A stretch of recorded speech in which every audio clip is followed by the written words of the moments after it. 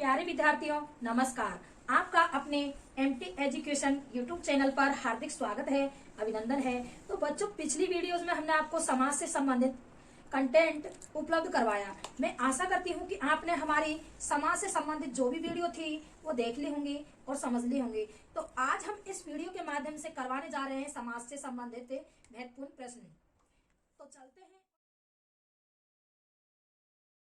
PTET and BSTC 2023 समाज से संबंधित हमारे आज है महत्वपूर्ण प्रश्न। तो हमारा पहला प्रश्न है, मतदाता शब्द में समास है। क्या है? मतदाता शब्द में समास है।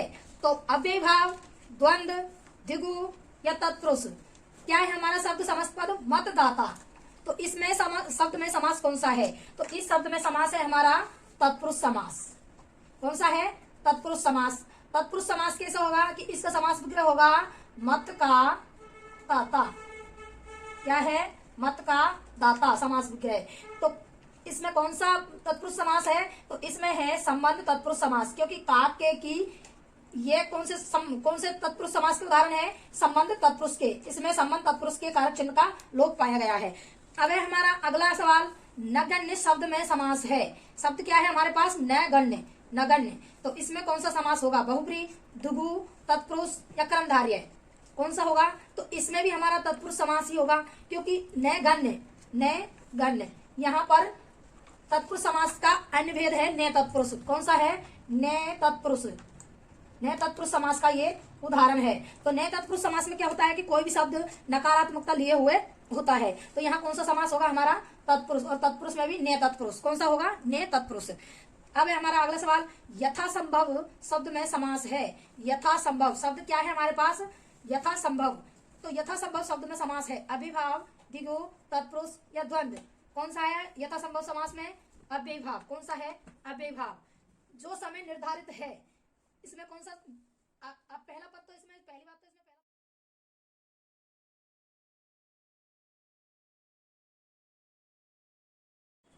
अब है हमारा अगला प्रश्न, धीरे धीरे।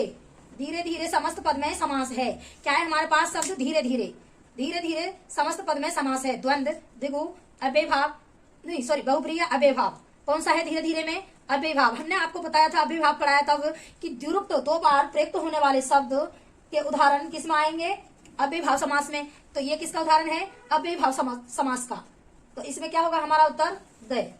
अब हमारा अगला प्रश्न है, द्विगु समासिक पद का विग्रह है। द्विगु समासिक, द्विगु एक सामासिक पद है। इसका क्या विग्रह क्या होगा? दो पैरों वाला, दो गायों वाला, दो गायों का समाहार या दो गाय हैं जो। क्या होगा इसका समासिक पद का समास विग्रह? दो गायों का समाहार। क्या होगा? दो गायों का समाहार। तो इसमें क्या क्या उत्तर हो जाएगा हमारा? से। क्या हो जाएगा? से। अगला प्रश्न है हमारा, वनवासी शब्द में समास है। क्या है? वनवासी शब्द में समास है। तो वनवासी शब्द में कौन सा समास है? द्विगु, द्वंद्व, तत्पुरुष या कर्मधारय? कौन सा समास है इसमें? इसमें हमारा तत्पुरुष समास है।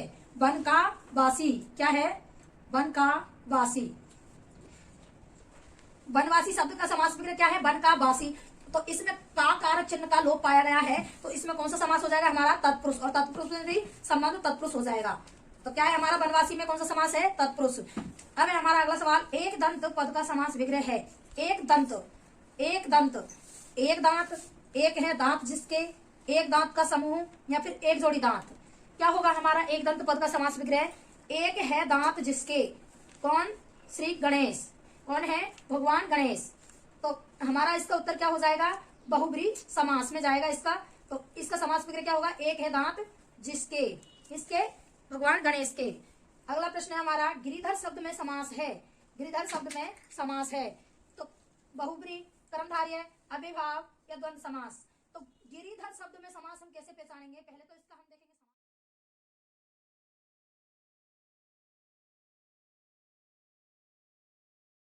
गिरि को धारण करने वाला कौन है? भगवान है कृष्ण। तो इसमें गिरिधर में तीसरा अर्थ निकल रहा है। तो तीसरा अर्थ कौन से में प्रधान होता है? बहुब्रीहि समास में। कौन से में? बहुब्रीहि समास में। अब है हमारा अगला प्रश्न, जिस समास का प्रथम पद प्रधान रहता है वह कौन सा समास है जिसका प्रथम पद प्रधान रहता है? तो अव्ययीभाव समास का, द्वंद्व समास का, कर्मधारय समास का या फिर सभी का? तो हमारा प्रथम पद प्रधान कौन से समास में रहता है? अव्ययीभाव समास में। और प्रथम पद हमारा अव्ययी होता है। तो इसमें क्या उत्तर होगा हमारा? अव्ययीभाव समास। अगला प्रश्न है, जिस समास में अन्य पद प्रधान होता है वह कौन सा समास है जिसमें अन्य पद की प्रधानता होती है? तत्पुरुष समास में, बहुब्रीहि समास में, कर्मधारय में या फिर द्वंद्व में? तो अन्य पद की प्रधानता कौन से समास में होती है? बहुब्रीहि समास में।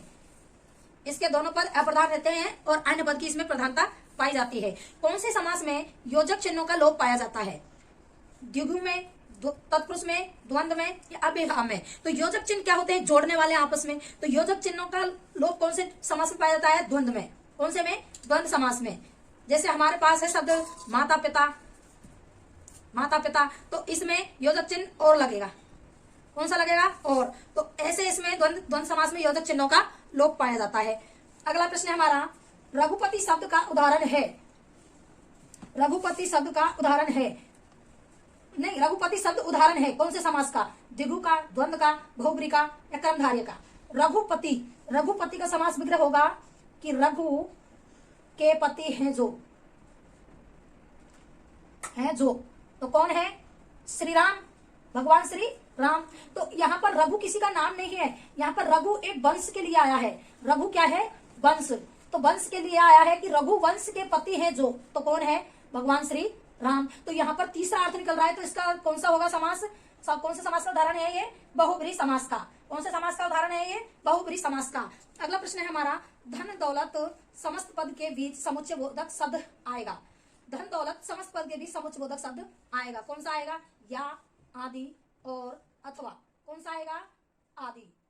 कैसे आएगा? धन,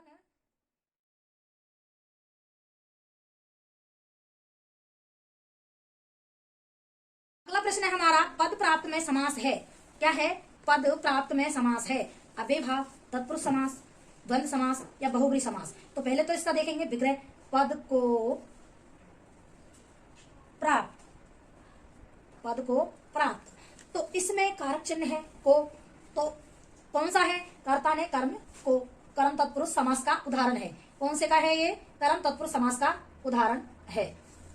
अगला है प्रश्न हमारा, शरणागत शब्द का उदाहरण है। शरणागत शब्द उदाहरण है कौन से का है? द्वंद्व समास का, कर्मधारय का, द्विगु समास का या फिर तत्पुरुष समास का? कौन से का है ये शरणागत शब्द उदाहरण? तो इसका समास विग्रह होगा शरण को आगत। तो इसमें भी हमको कारक चिन्ह दिखाई दे रहा है, तो ये किसका उदाहरण होगा? तत्पुरुष समास का। अब है हमारा अगला प्रश्न और लास्ट, शताब्दी शब्द में समास है। शताब्दी शब्द में समास है, द्विगु समास, द्वंद्व समास, कर्मधारय समास या बहुब्रीहि समास? तो हमको इसमें दिख रहा है, पहले ही संख्यावाची शब्द दिख रहा है, शताब्दों का समूह। तो क्या है इसका उदाहरण? ये कौन से समास का उदाहरण है? द्विगु समास।